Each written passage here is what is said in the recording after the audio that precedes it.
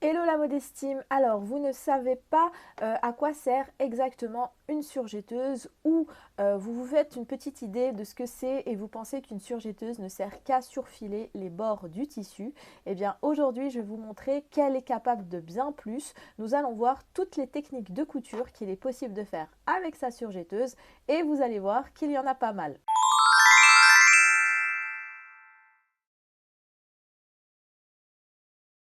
Avant de commencer, pour ceux qui débarquent sur la chaîne, je suis Louisa, formatrice couture et cofondatrice de la méthode Modesty Couture Class, la seule méthode qui vous apprend à coudre vos vêtements et accessoires en un temps record et en plus sans bouger de chez vous. Et si vous le souhaitez, pour avoir un petit aperçu de notre méthode, on vous offre gratuitement une formation dans laquelle on vous donne nos meilleurs conseils afin que vous évitiez les pires erreurs en couture et que vous obteniez des résultats concrets le plus rapidement possible. Et pour vous y inscrire, il suffit tout simplement de cliquer sur le lien d'inscription que je vous mets juste en dessous de cette vidéo. Alors, entrons dans le vif du sujet, à savoir qu'est-ce qu'on peut faire exactement avec une surjetteuse. Déjà, on va parler de ses fonctions principales. Ceux qui s'y connaissent un peu en couture savent qu'une surjetteuse en a deux. La première, ça va être pour surfiler les bords de nos projets couture afin qu'ils ne s'effilochent pas, mais surtout pour leur donner une finition professionnelle. C'est d'ailleurs la raison principale pour laquelle on investit dans une surjetteuse. Pour surfiler les bords d'un ouvrage, on utilisera le point de surjet à 3 fils. Plus rarement,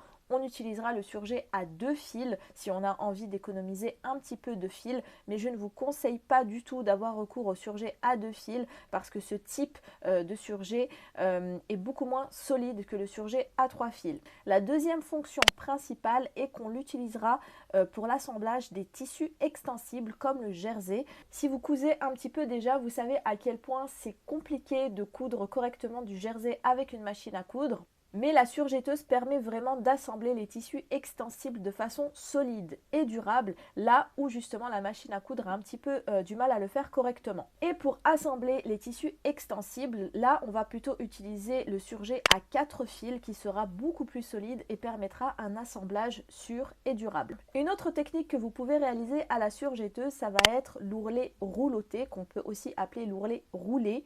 Donc qu'est-ce que c'est? C'est un repli très étroit qu'on va utiliser pour terminer les bords des tissus afin de leur donner une belle finition. Alors on l'utilise généralement sur les tissus fins, légers et souples et généralement difficiles à coudre. Par exemple, on peut le réaliser sur un voile de coton, de la soie, du lin, du crêpe de satin ou encore du jersey fin. Sur ce genre de tissu, il peut s'avérer compliqué de réaliser un ourlet basique, donc la meilleure méthode si on veut terminer un ouvrage proprement et facilement, ça va être de se tourner vers l'ourlet rouloté. Un autre cas dans lequel l'ourlet rouloté peut s'avérer utile, ça va être dans le cas où vous avez coupé trop de tissu et que vous n'avez plus assez de matière pour réaliser un ourlet normal. Vu que c'est un repli très étroit, il pourra vous sauver la mise pour terminer votre projet dans ce cas-là, à condition de toujours travailler sur un tissu fin ou moyen. Généralement, on ne fait pas d'ourlet rouloté sur les tissus épais. Enfin, vous pouvez utiliser l'ourlet rouloté pour assembler deux matières fines ensemble, ayant par exemple de la transparence afin que le résultat soit le plus discret possible au niveau des marges de couture.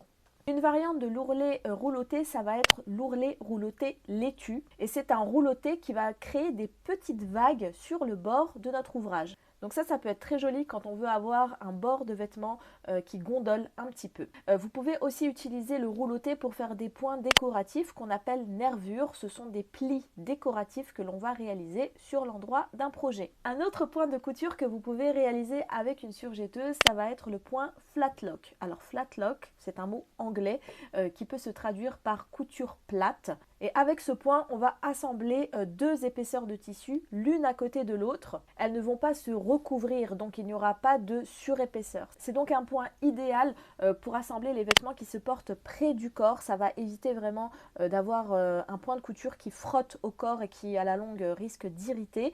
Donc on va l'utiliser notamment pour les vêtements de sport ou encore les sous-vêtements.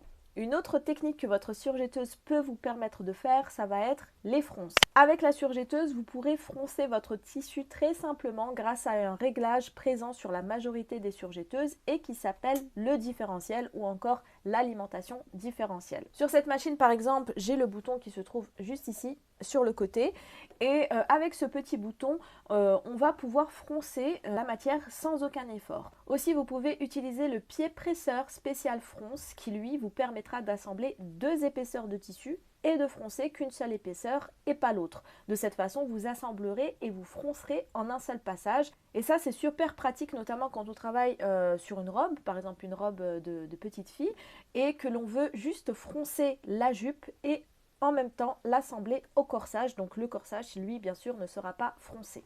Une autre technique possible, ça va être d'élastiquer à la surjetteuse. On peut utiliser cette technique pour coudre différentes housses, comme par exemple une housse de table à repasser, ou pour élastiquer un vêtement tout simplement. Et pour ça, il suffira de placer l'élastique sur le bord du tissu et de coudre. Mais si on veut plus de précision, il faudra utiliser un pied spécial élastique. Ce pied va vous permettre de surjeter et en même temps de fixer l'élastique à votre ouvrage. Et sachez que vous pourrez utiliser le pied spécial élastique pour coudre aussi des rubans. Aussi sachez qu'il est possible de réaliser des ourlets à la surjetteuse et c'est vraiment rapide de faire un ourlet à la surjetteuse. Il suffit de faire un repli sur le bord de l'ouvrage et de le passer sous le pied de biche et hop, vous aurez un ourlet vite fait bien fait. C'est une technique qui peut être super pratique pour avoir un ourlet rapide quand on n'a pas trop envie de s'embêter. Et sachez aussi que vous pourrez réaliser des ourlets invisibles, mais pour cela vous aurez besoin d'un accessoire spécifique, donc à savoir le pied spécial pour ourlet invisible. Ce pied a une spécificité, c'est qu'il a un guide réglable pour pouvoir poser le pliage du tissu directement en dessous de l'aiguille. Enfin, il y a d'autres diverses techniques, comme par exemple, vous pouvez coudre des perles sur vos ouvrages. Il est aussi possible de coudre du passepoil directement à la surjetteuse. La surjetteuse, dans ce cas-là, vous permettra de fixer le passepoil au vêtement et de surfiler en un seul passage. Voilà, on a vu tout ce qui était possible de faire avec une surjetteuse. Vous avez vu que les possibilités sont quand même assez nombreuses. D'ailleurs, si vous avez découvert une technique avec cette vidéo, n'hésitez pas à me le montrer en cliquant sur le petit pouce bleu en dessous de cette vidéo. Et si jamais j'ai oublié une technique, n'hésitez pas à me le faire savoir en me laissant un commentaire. Dites-moi également si vous avez déjà une surjetteuse et qu'est-ce que vous préférez réaliser avec. Je serais ravie de lire tout ce que vous savez faire avec la surjetteuse. Et si jamais vous êtes un petit peu perdu avec votre surjetteuse et que vous avez envie d'apprendre à réaliser tout ce que je vous ai cité dans cette vidéo, sachez que je propose une formation complète qui vous permettra de maîtriser votre surjetteuse et les techniques de couture possibles ainsi que ses réglages. Donc je vous laisse le lien de cette formation en dessous de cette vidéo si jamais vous êtes intéressé. N'hésitez pas aussi à nous rejoindre sur Instagram si ce n'est pas déjà fait. Je vous laisse ici le nom de notre profil Instagram. On y publie du contenu un petit peu différent de YouTube. On essaye de vous donner un petit peu des astuces, on va dire, supplémentaires. Donc n'hésitez pas à nous rejoindre là-bas. Voilà, je vous dis à très vite dans une nouvelle vidéo sur la chaîne. Et en attendant, bien sûr, prenez grand soin de vos coutures.